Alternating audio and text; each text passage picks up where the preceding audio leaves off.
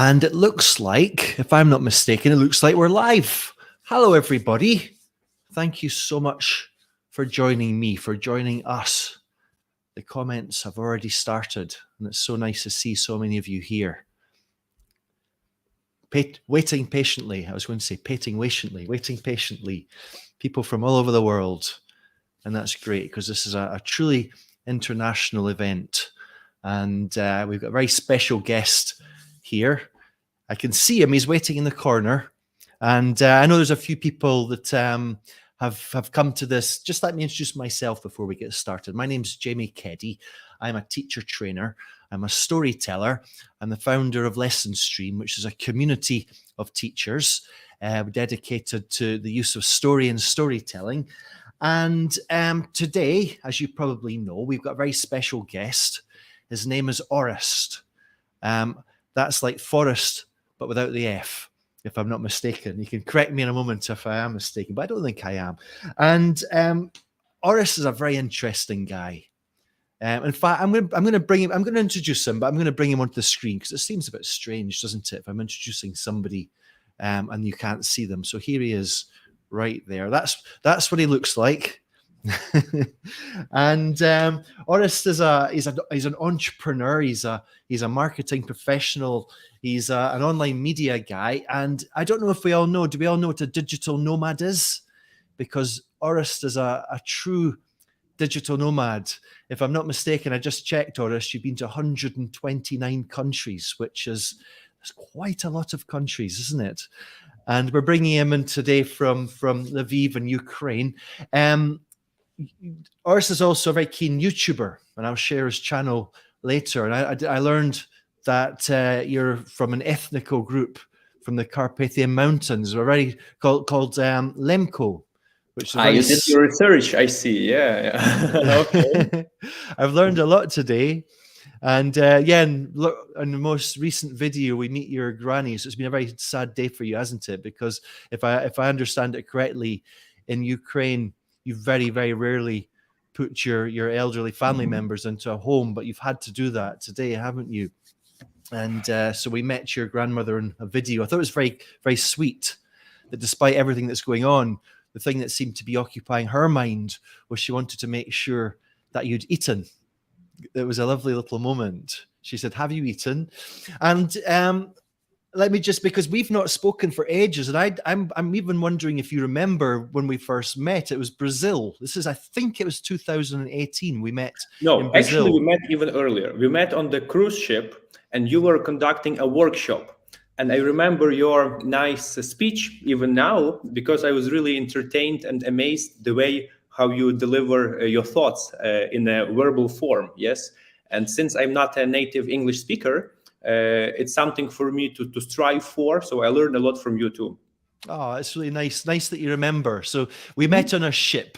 It was a conference at sea, and the ship was going to Brazil. So we met on the ship, and then we hung out a little bit in Brazil. I remember we had this conversation, Orest. We were talking about places we'd been, and we were talking about the most maybe places with conflicts. I remember we were speaking about Palestine, because both of us have been to Palestine and the West Bank, and we were talking about, how impactful it was and how difficult it must be to live here. And then all these years later, you're in a situation now where your own country is the victim of a war, and I bet that's not something you imagined would happen. What do you think?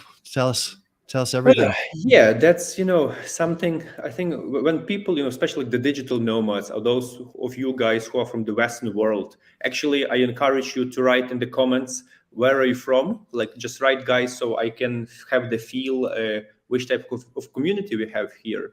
So people from the Western world usually think that the conflict zones is something far away. There's something you watch on the news. And because it's on the opposite side of the screen, you don't really understand. Like, you see some reports, you see some people crying, maybe there are a couple of refugees in your own country, and that's basically it. At least what I have seen. Yeah, and even when you visit some conflict zones. So, for example, Jamie, when you've been to West Bank, for example, okay, like you arrive there, you take a look, you take some pictures, you try to understand it, you speak to a few people, but it's still like you're still an outsider, like it doesn't go through you. So I've been to Kashmir 2 weeks ago, even like 2 days before the war in Ukraine. I visited.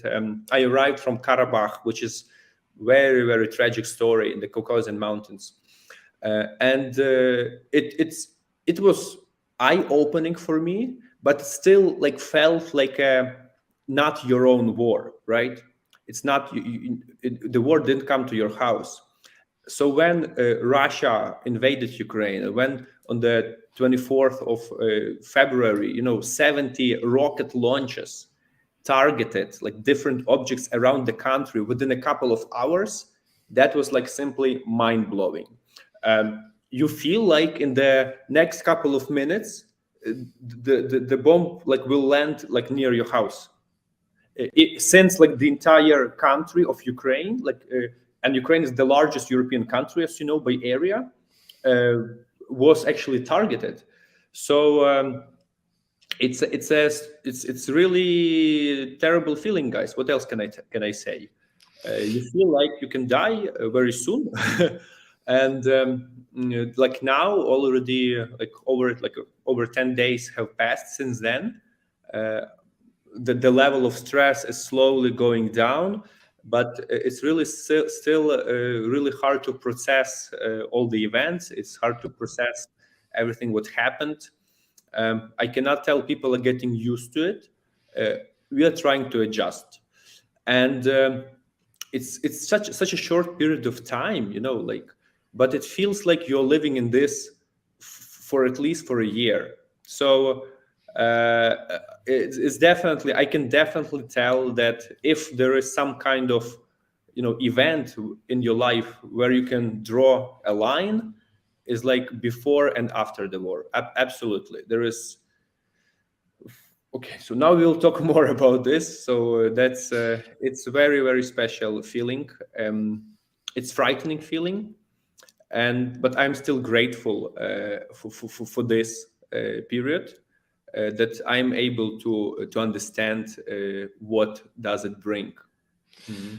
One thing you said, Orest, is that you just have no idea. I think you implied this anyway, that you have no idea what emotion is coming next. I think this is how I understood it.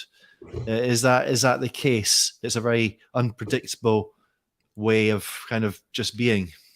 It's the further you live in such circumstances, the more easy to handle it gets.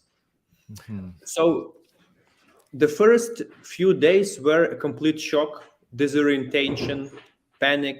It's just about the survival. Yeah, you run around, you get some cash from the ATM, you try to get some water, you worry about your finances, and you try to move them online to your international accounts and so on.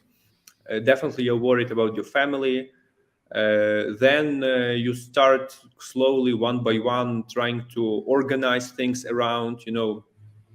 We had to organize the evacuation of females from my family. 2 days ago, as you told, we put my grandmother into the nursing home. So, in the worst case scenario, she's not stuck in the apartment, because she is very hard to move for her. And slowly, like you put things together. You kind of try to look in this situation what you can do, how you can apply your knowledge, and things are getting more organized. As for me, I have chosen to participate in the media war, and since I'm a professional blogger and marketer, entire my business is like currently under the process of restructuring towards developing English language media platforms in order to show the local perspective on war, on an example of my own life, and simply like using entire my international network to spread the word. I don't know if you know this, Orest. I don't think I mentioned it. I know you know that we're teachers here today, but I don't know if you realize that the majority of the teachers here are English language teachers. So, and I didn't realize until today that that's what you were doing. You were developing some English language teaching materials with these types of topics. So this is something we can speak about and support you with as we progress. And so you mentioned that you talked about the geography just a moment ago, and you're in Lviv, and I mean when I saw you online, I said, oh, there's my friend Orest, checked you out, and I realized you're in Lviv. My first reaction was, oh, thank goodness he's in the west of the country, because the attacks are coming from the north, from the east, and the south.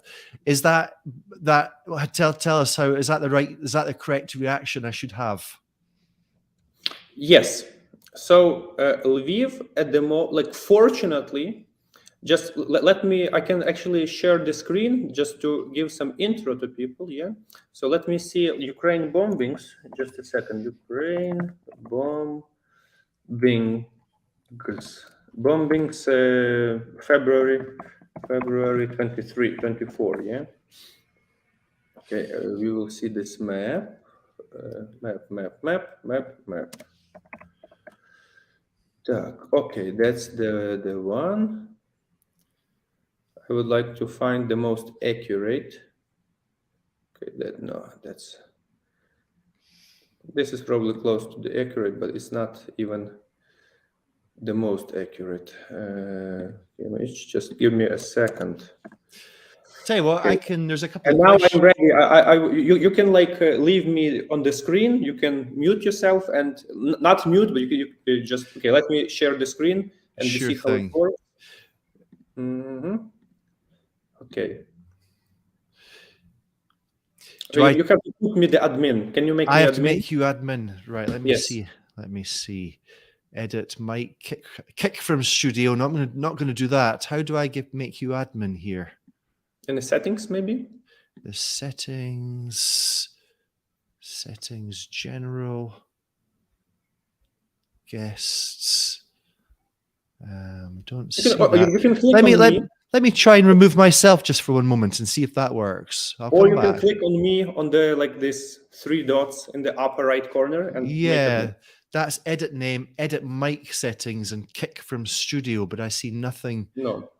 I tell you what, if you wanted to quickly send the slide to me in the Facebook, then I could show it. I'm sending you the slide in the private chat.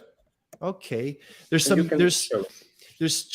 some really interesting questions coming in that I'm wanting to try and document these as we go along.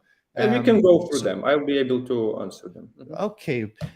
So I'll tell you what, I'll just go and get this slide. Somebody asked a question. It was a great question there. But maybe, do you want to leave these questions to later, Orest? Or do you want to deal with them now? Let's do with the bombing, and then I can go along with the questions. Okay, there's a question. Okay. Let's go with the question. How it is possible for us to explain all this to our students? Like, what exactly do you want me to explain? Can you specify? War is the overwhelming amount of information on different sides. So please specify it, and I'll be happy to answer as precisely as possible. I mean, I've come to terms with this idea that I was very surprised at how political it can be. That sounds so naive to say, how political it can be. But I would have thought that as teachers, regardless of the politics and the ideologies, the fact. Hi, Jaime, can you please make me an admin? I just want to really show things. Like, you see my dots on the upper side corner in the lower. Just, I'm sure you can make me admin there. No. Ed, there's nothing here. I've got the dots removed from. Okay. What if I'm going to just remove myself for a second? I think this might do it. Okay. You don't have to do this. Can you share the screen for the link I put in the private chat? Ah, right. Okay, I can do that. Show it to people, please. Share. Chrome tab. Just a second, guys. We'll just start with that, Yeah. and then we'll proceed. Yeah, bear with us. Okay. Let's see. Greetings to all. Yeah, I see people are coming. Here we are. And share screen, window, and there we are, and share screen.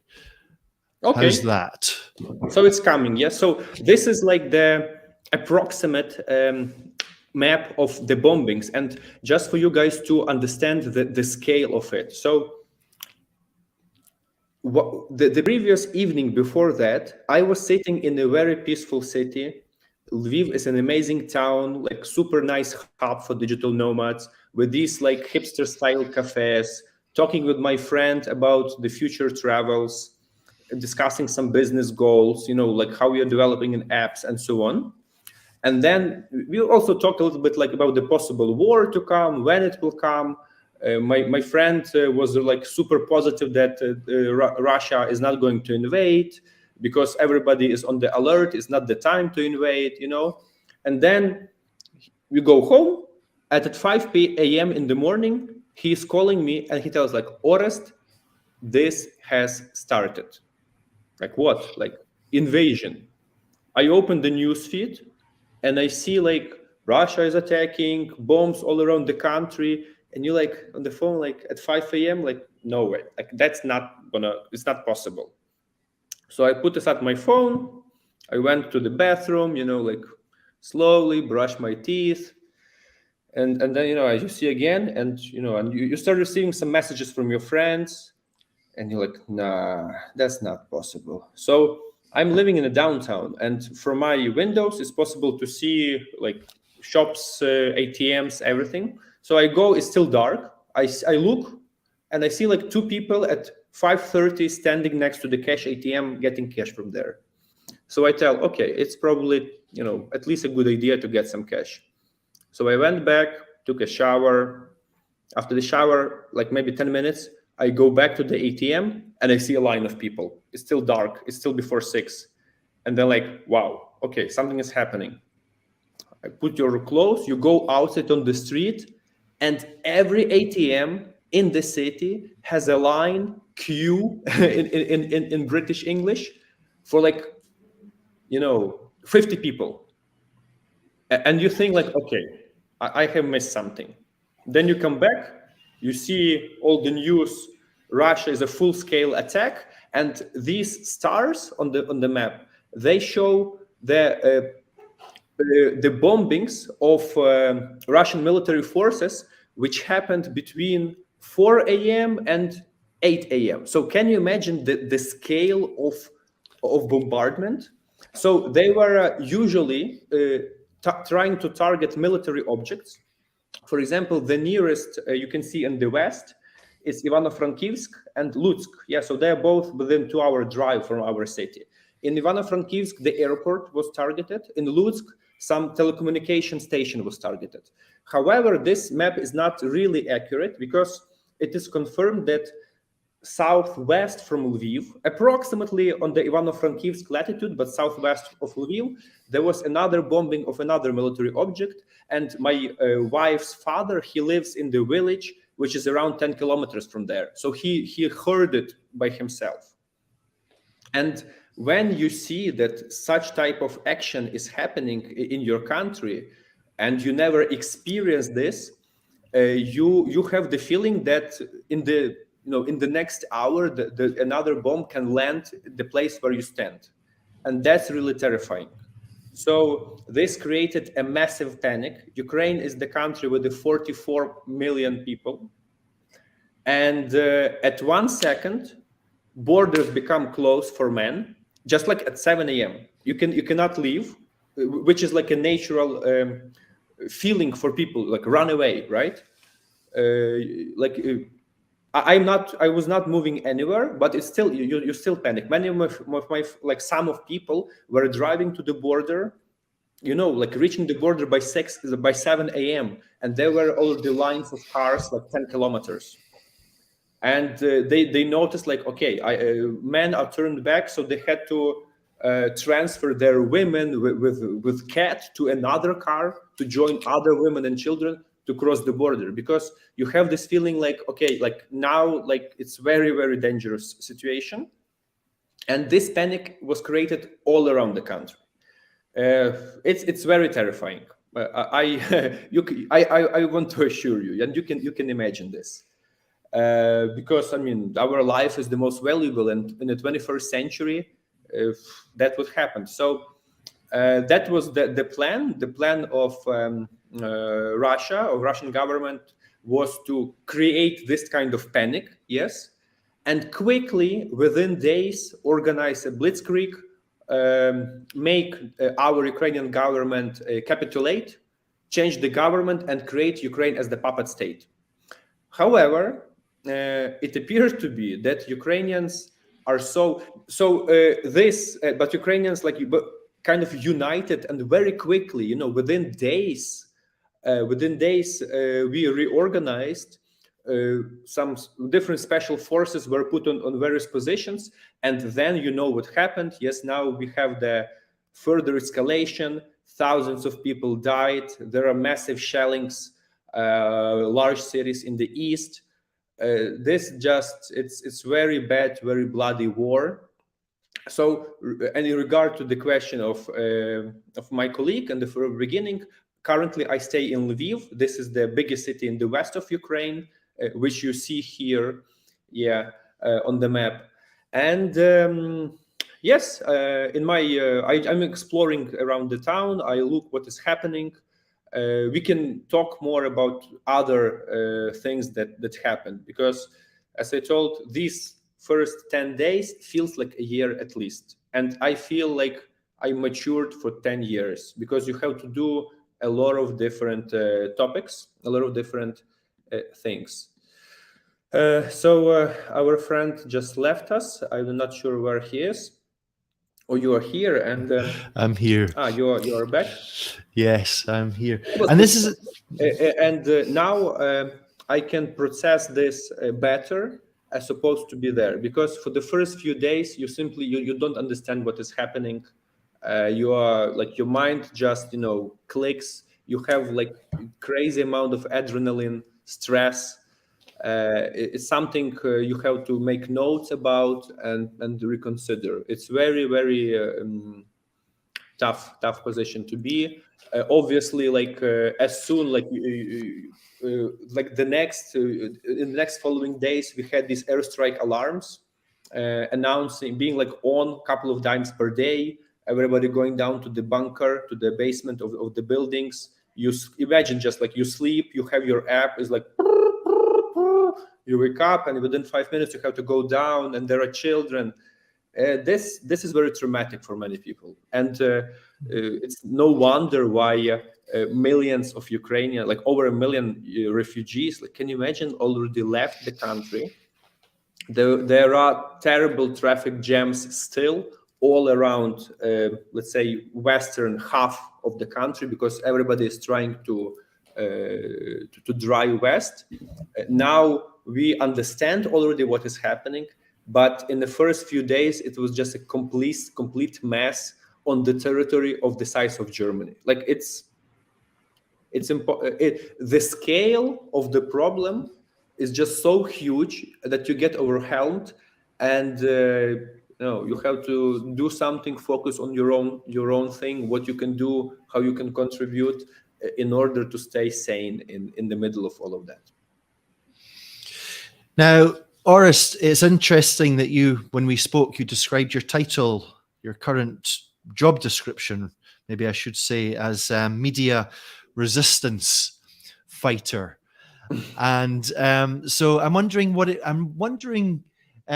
you've spoken about, what it's like from you, and am I right in thinking then part of your job is trying to get the message out to I mean, the fact that you appear here with us tonight, is trying to get messages out tonight about what we should be feeling about you, and how we should be imagining things. What does your job involve? What do you do in this role? So I would like to start from the few days even before the war, that it was my pure intention, it was my sober intention to come to Ukraine and to stay here during the war. I'm a big traveler. Yes, like I visit over 120 countries around the world. So basically, I am, half of the time I'm traveling. And I was in Azerbaijan and visiting Karabakh, as I told you, like just before the war started. And the group of people who were with me were also big travelers, everybody over 100 countries. So my flight was from Baku to Kyiv, from Kyiv to Lviv. And there were supposed to be other 5 people on my flight who were using the transit in Kyiv to go somewhere else in Europe. None of them took the plane. They instead they booked the Istanbul and went different direction, and everybody in the group was trying to persuade me not to sit on the plane.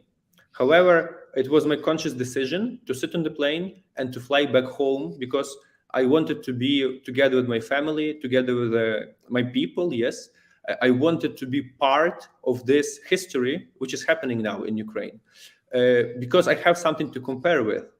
In 2014, when the previous revolution in Ukraine happened, and when Russia started to occupy Crimea and Donbas areas, as a digital nomad, I was in Mexico. And staying so far away, watching all of this happening online and feeling completely helpless was a nightmare. So this time I decided I want to be part of it. And I am super grateful for this opportunity to participate in something huge, historical movement that we are now doing in Ukraine. So that's what I wanted to tell.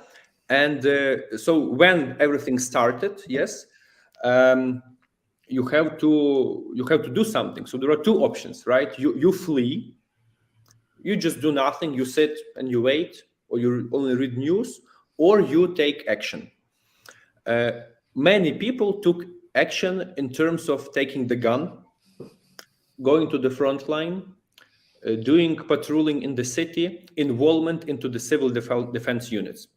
Many people did some kind of volunteering, arranging humanitarian aid, helping logistics. It's just like so many things to do.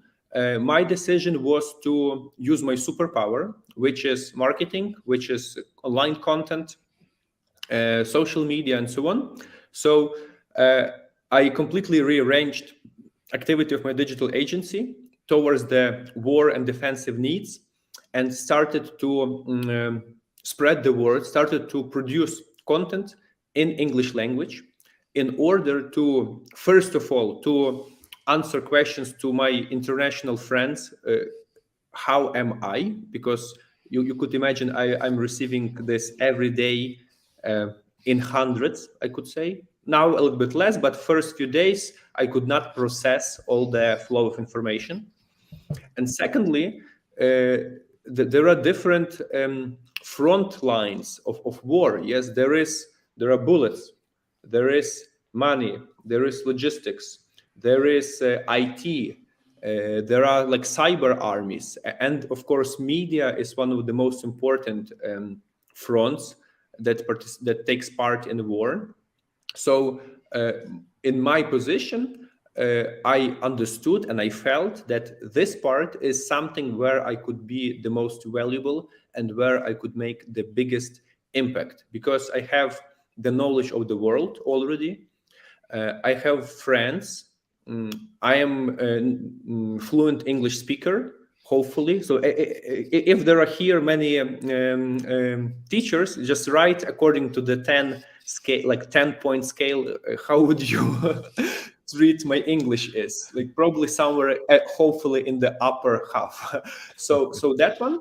And if I put things together, it was a decision to start doing this. And actually, like within 2 days, I started seeing results, because many international journalists, many media companies started to approach me. I speak, like I conduct such kind of guest lectures for at least 3 hours per day, telling what is really happening in Ukraine, going into details to make people understand, because it's very confused for you guys who are abroad, and I understand this, yes. So my job is this. I have also some large following base, so I continue doing that. And in relation to and in addition to just simple spreading the word, I'm also creating a documentary based on my own experience of a life of my family, what a person has to go through during the war. So I believe that it will be very valuable for the future generations as well, because most people, they just react. It's a hard work. I mean, you have to organize many processes. You have to cope with your emotions. But I feel like it's the right thing to do. I hope I'm getting better in this every day. I keep experimenting, and that's my part of the war. In addition to that, I'm also supporting financially my team, because our business went down, because like 90% of our clients were in Ukraine. So I kind of like keep together the team still, and also I participate in the financial support of the civil defense units, which is necessary to overwhelm, to protect, and to win in this war against the Russian army. Because if you just compare Ukrainian army and Russian army, I mean, this is like the game of the David and Goliath, right? But if you supplement it with the other paramilitary units, which come from the people, and they like get equipment, then the scale can go in a different way. And after the first mess, after the this like completely misunderstanding, trying to put things together, I see that every war is just the matter of like the economy and the finances. As good as your equipment are, it means like you have more chances to win. Like that's what I understood eventually after like first 10 days, and went a little bit deeper into many processes. So we have to fight on different fronts, and everybody is so busy. Like the speed of life here increased 10x, I can assure you. It's the best time management practice, is the best stress handling practice everybody is doing now, and there is no time for consideration, other things. People just fight for their survival. So that's what happens now here. There's a few great questions coming in. I've been trying to keep an eye on them. There's a few people asked about how teachers can deal with this. Sean is a good question. I think we can maybe leave those questions until the end. How do you feel about that? We can absolutely do it like a dialogue. I'm fine with that. So you can take the question, show it up on the screen, and we go through it. Let me try and then make it kind of flow then, because somebody asked about whether or not it might be a possibility that you could be asked to go to pick up arms. Is that I'm trying to find the person who asked that question. Just if you've asked a question and it hasn't been answered and you'd like to ask again, copy paste, stick it in, because I can't find that question. Is there a possibility you might? We are telling about the conscription, Exactly. Conscription. So there are different stages, yes. So obviously the Ukrainian National Army is the first one that get involved. Then there is reserve. Then there are people who didn't actually serve in the army, but they have some kind of military rank. So in the university, most of the men, they enroll into additional like courses of basic military theory, let's put it that way. And once they graduate, in addition to their like normal degree, they have this another document that they did some training. So there are different stages. I didn't do none of them. So if the like complete mobilization conscription will happen, I will be called on the last side. It doesn't mean like I'm afraid of this or not. I'm just doing like what I can do the best. And also there are many volunteers who enrolled by their like pure will into the civil defense units. And believe it or not, Now it's impossible to apply. Like they are overloaded with people. I even received a message from one of my friends, and he told me like, Orest, don't even think to apply to the civil defense units. Your job is doing what you started to do. There are too much people here already. Like do another stuff. And this, this massive calling of people, how they engage, just created such a beautiful spirit around the country, and everybody is so focused. Everybody is very determined to protect. It's impossible during peaceful time. You cannot understand it. It's just like the spirit is so high, and I think fear it goes away. Really.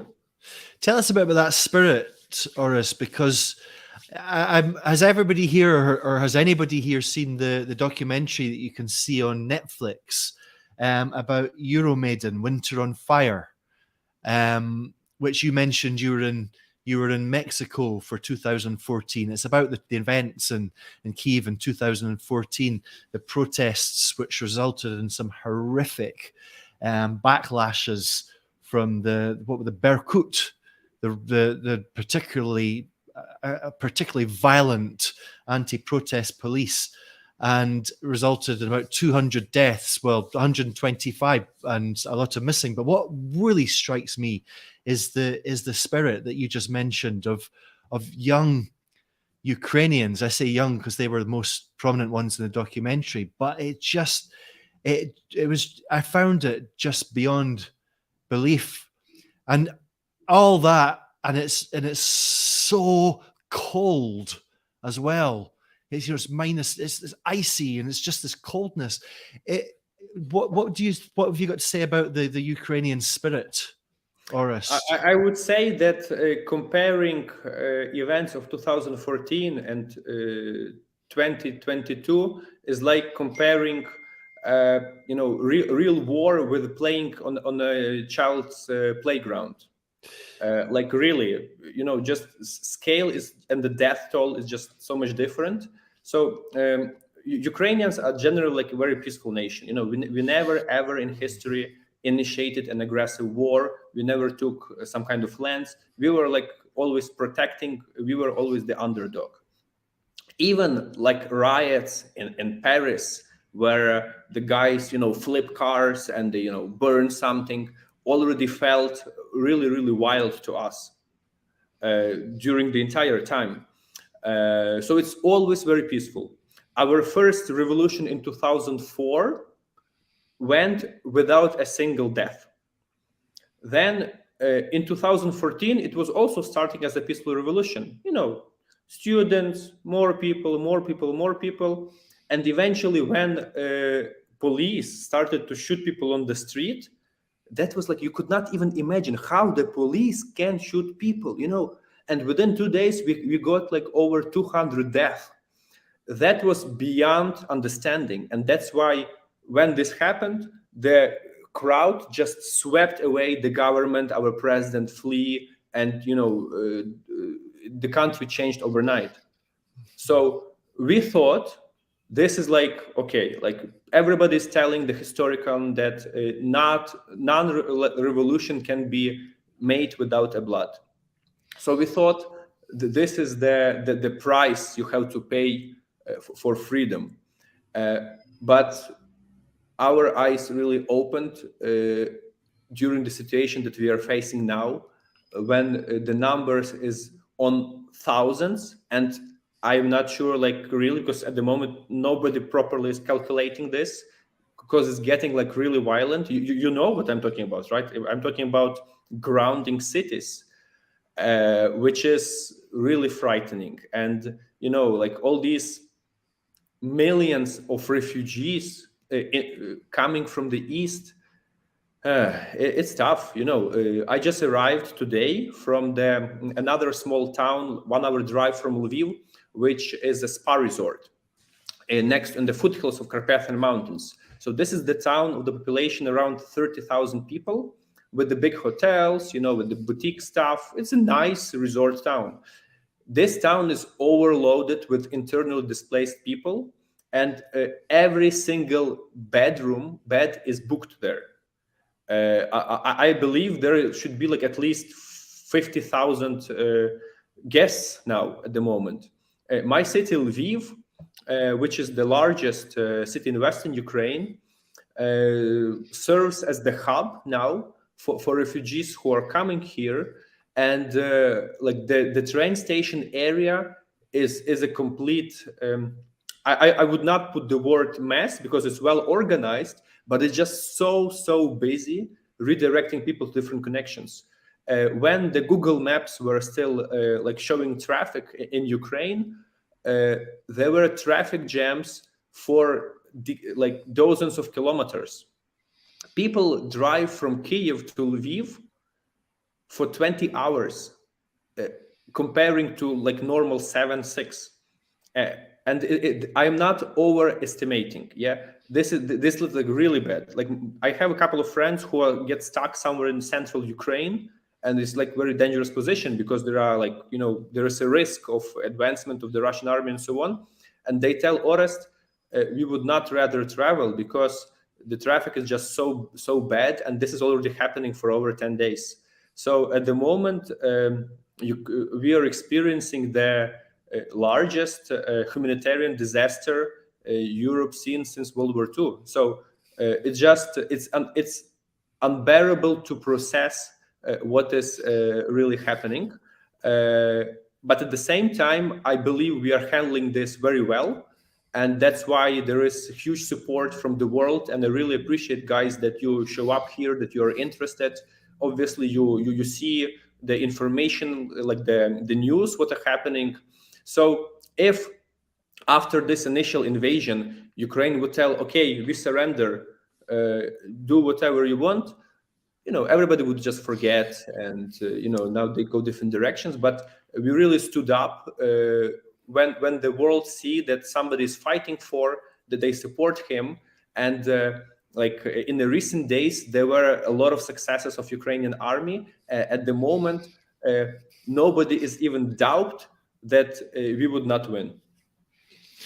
It's when you speak, it makes me think what I said before when you said you were in Lviv, and my immediate response was thank goodness.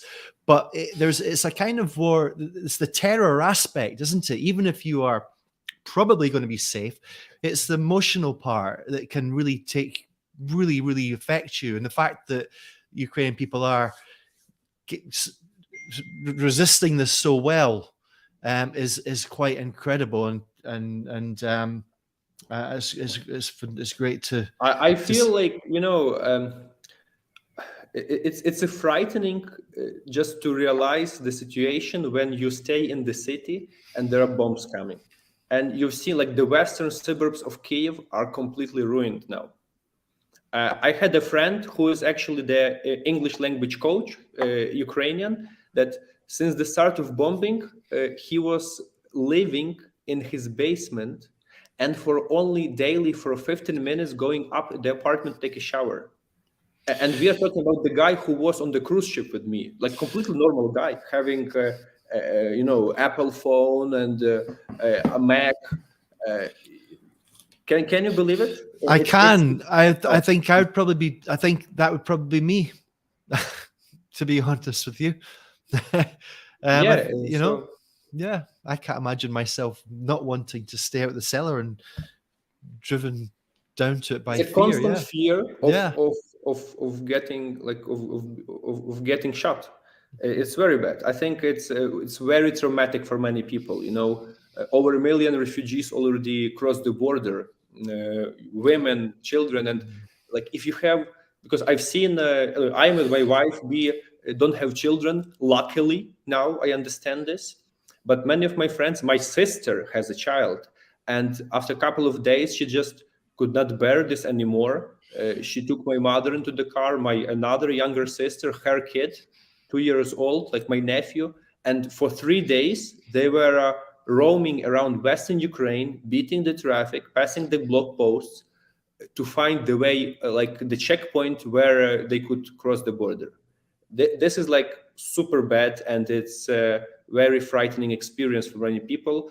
Now, luckily, they're in a safe place abroad, and they're recovering from this. how do you feel? Well, there's quite a few questions coming in, Orest, about the sort of what can teachers, do about this? What can how do we tell our students? Just before we go on to those questions, there's something you mentioned to me when we had a very brief call a couple of nights ago, that you said, despite all these images, these terrible, terrible images that are coming out of Ukraine, it's important for you that the world doesn't think that it is completely war-torn, devastated. Am I right in that's how I picked this up? Can you just what do you remember? What did you want to say about that? Could you specify, please? I didn't really I understand. got the impression, because we had a very, very quick call 2 nights ago, I got the impression that you wanted us to realize, it was important to you, that in fact, it's not the case that the whole of Ukraine, even the cities in Ukraine, are completely destroyed. You wanted us to know that that is not the case. And I thought that was something that you wanted to say that was important. Yeah, Maybe so that's one part. Yeah, so I am now in Lviv. Actually, at the very this time, I invite you to join me, my YouTube channel. Can you provide a link, please? I can. I'm going to put in a link to your YouTube channel here. Yeah. Or maybe you can just edit this very stream and just put active link on my YouTube channel so people can come, because this is not clickable. If you edit on the below the video, you can do it. Yeah. So please, guys, subscribe. So there I show the reality. I went on the street, I took my phone and simply created a live to see what is happening around. And it felt like a city with some mess. And now, like, there are some parts of the town which are functioning properly. Some parts are messy, and on the outskirts there are like block posts that not even tank can cross it. So, however, my city didn't receive any bombings. In many eastern cities, there are entire blocks of the city which is like completely in ruins.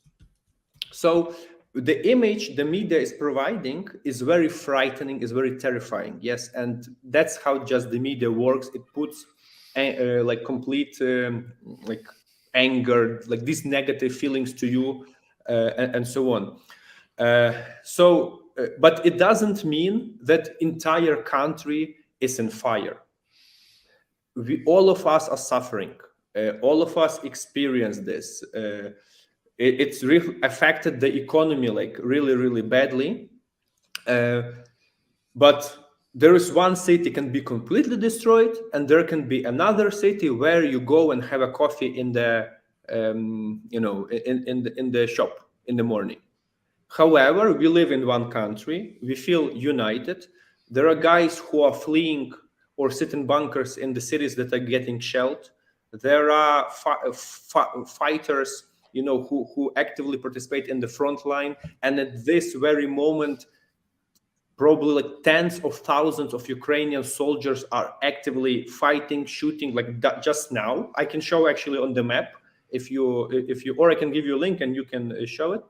And there are people who sit in this kind of apartment as me, So it's impossible. It's very hard to process it. You need to adjust to it.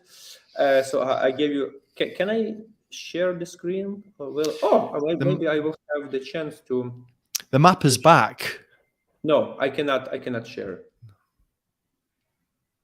I cannot share. I'll just give you a link again, and you will then just browse the map and show what is really happening. So I send you this in the private chat. Okay. Just click it and show it, and we can drag the map, and I'll explain where are actions now. Okay, let's see if I can do this. Yeah. Pretty sure you will. Tab. There we are. How's that? Has that come through? Yeah. Yeah. So you see, yes?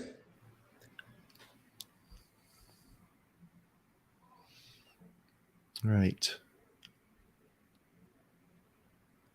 And this map is showing us that the red is the occupied territory already. And there are some, these marks that they put some kind of action what is happening, and this is going like now. This is going now. So, for example, there is a town, like if you there is a town in like center west, like away from the occupied areas, just north of Moldova. 2 hours ago, the local airport of Vinnytsia received 8 rocket launches. So the airport is destroyed there. Kiev is almost under siege now. Russians are fighting to, like they took under siege the town of Mariupol. It's in the southeast corner on the Sea of Azov, in order to create a land bridge from occupied Donbas to Crimea. The large portions of southern Ukraine are under control, and they even cross the Dnieper River. However, this map, as you can see now, it's from Ukrainian perspective is better than it used to be yesterday. So during the last 2 days, Ukrainian army forces pushed back on many different directions. And this is something I recommend you to follow, just to have the feeling how things are advancing. Wow. It's very hard to process. Yeah. Okay. Let's now, somebody asked a question before about how as teachers we can maybe explain this to our students. You came back at that, Orest, and said, well, explain what exactly. So I'm scrolling back up these questions, trying to look for a couple that I've seen. Sean, what was your question? Teachers, you have to, first of all, I encourage you to tell that there is war happening in the European country, and it's very close to us. And we have to, follow the events there. We have to try to understand them. Probably you should have, you tell them that probably they will be studying this in their history lessons next year as well. If you want, I will highly to invite you on your next upcoming weeks, maybe adjust a little bit of your curriculum or add into your program Ukrainian lesson. You can learn the history of Ukraine. You can learn the geography to understand this better. For example, one of our fellows who was also on the cruise ship, he wrote me recently, he's from Portugal. He wrote me recently, Orest, obviously I thought about you when the war is happening, but the last weekend I simply went for the drive into the mountains of Portugal, and I stopped for a coffee in a small village. And in this village, there was a special event for kids about Ukrainian culture. So they were drawing something, drawing some fields, some sun, trying to dance, understanding what is borsch, and that kind of thing. So borsch is a Ukrainian soup. So try to raise the question about Ukraine in general, and according to your profession or your topic or your subject, dive deeper. This will help a lot of people to understand.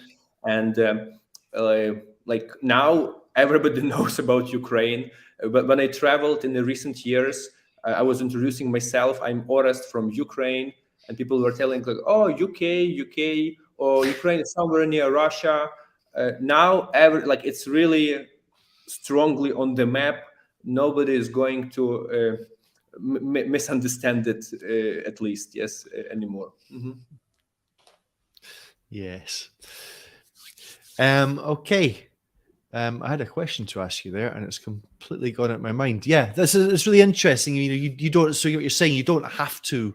It doesn't have to be related to the war. Just aspects of Ukrainian culture. I can't believe I'd forgotten that borsch, one of my favorite soups, is from Ukraine. It's a good soup. I had it today. Yeah, it's one of the best. Yes. That's a really nice answer. How do we explain this to students? What your one word answer? History. Yes, I like that.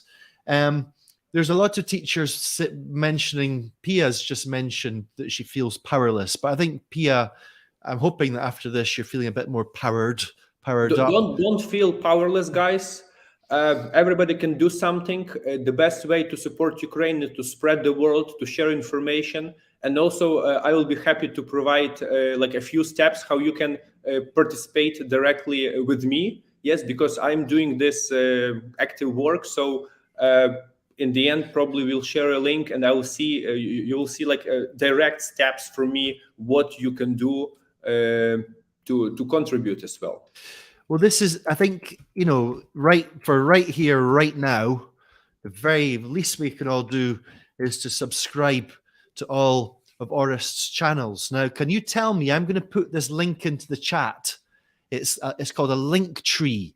Can you tell me? Can you actually click on it in the chat? You should be able to see it on Facebook if you're watching on Facebook. You should be able to see it on YouTube if you're watching on YouTube. Just let me know if you're able to click on that. Once you click on that link tree, it's going to take you to Orest's page, his YouTube channel, his Instagram. I really can't recommend highly enough that you do follow him, because I've been following you, Orest, every video you've made so far, and it really is fascinating. We can inform ourselves from the news, as we do, Sure. but I've found it's following people like yourself that really they painted the picture and allowed me to really get involved in a much more, not just an emotional level, of course, but it's informative. The news seems to miss the kind of stuff that you provide. And this is really, really important. So I would please share these links with your students. Mm-hmm. Use Orest's videos in your classroom. Introduce your students to him. I think he's a good man. You can see that. I think they're going to like him. They'll maybe meet his wife as well. He's got a very lovely wife, Marta. How's she tonight? Oh, she's fine. Like my mother, my wife was a little bit also worried during this time, and like in order to stay further from the windows and from the walls, for the first week we slept on the corridor, because you're protected by two walls. But at certain moment I just told, okay, I cannot handle this anymore. So for 2 nights I was already sleeping in our master bedroom, which is like a corner room, which makes you like more vulnerable if in case something happens outside. But I'm not going to sleep like a rat in the corridor. And this night my wife, like first time she came to me, and we feel much better. Also today we drove outside the city first time, which is also makes a nice feeling. You see the countryside, even though there are roadblocks between the villages. We had some nice walk in other town. So we are getting better. We are getting better understanding, better feeling what is happening, and just still staying busy with everything what we are doing. Yeah. This is an interesting question from Andrea. I mean, a lot of teachers, because of such an international context we work, where they're dealing with classes or training courses with Belarusian and Russian alongside Ukrainian, who have very little access to information, or maybe predominantly propaganda. Any advice to dealing with the situation? Do you have anything to say there? Orest? Yeah. So this is a major problem, because our northern neighbors are completely totalitarian countries, and a couple of days ago, even Facebook was switched off in Russia. So basically, it means like you can provide any type of informational signals, and if there is no alternative, then people simply like accept reality like this, right? So what is doing now is that Ukrainian and Russian pop culture was pretty much in many ways interchangeable. So many famous Ukrainian stars who are native Russian speakers, because approximately 40% of Ukrainian population are native Russian speakers, they were reaching a wider audience, global audience, Russian-speaking audience. Yes, so their biggest audience share was from Russia, simply because of the numbers. Russia is a bigger country. But now, like when their government attacked Ukraine, and you see, our people who have profiles on Instagram, like 10 million people, or like dozens of people like this. I'm talking about the top people in different fields, like the bloggers, singers, some philosophers, and so on. When they went under threat, or some of them stay in their apartments in Kiev, they couldn't leave. Some of them fled abroad. Being the same as human being, they're frightened. You see a woman who was always like the top, like millionaire and so on, completely broke and crying. They started to deliver the message to their Russian audience that like this is wrong, that government is lying to you.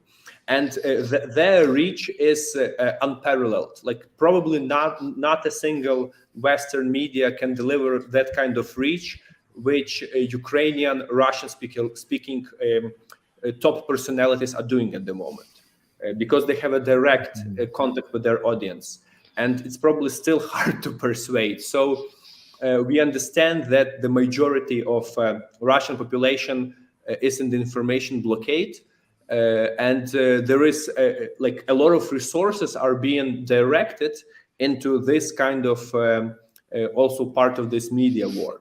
Mm-hmm.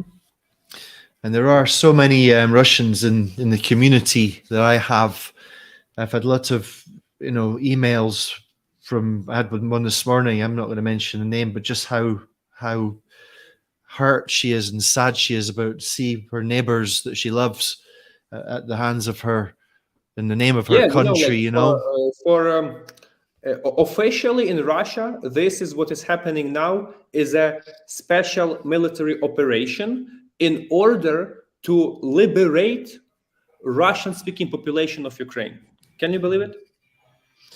And they tell like, I don't need you to liberate me. Like the only liberation what is happening now is the liberation of soul from the body.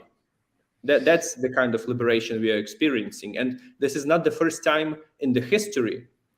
For at least last 350 years, Russia was always trying to suppress Ukrainian population, to assimilate it, to issue around 150 different decrees on the legislative level in order to prevent Ukrainian language from development. So let's say in the 19th century, there were like different documents that were prohibiting Russian language in schools, Ukrainian language in schools, limiting the options for publications, like different kind of stuff to the complete banning of using of Ukrainian language. And since the language, this is the transition of ideas, of thought, of coordination.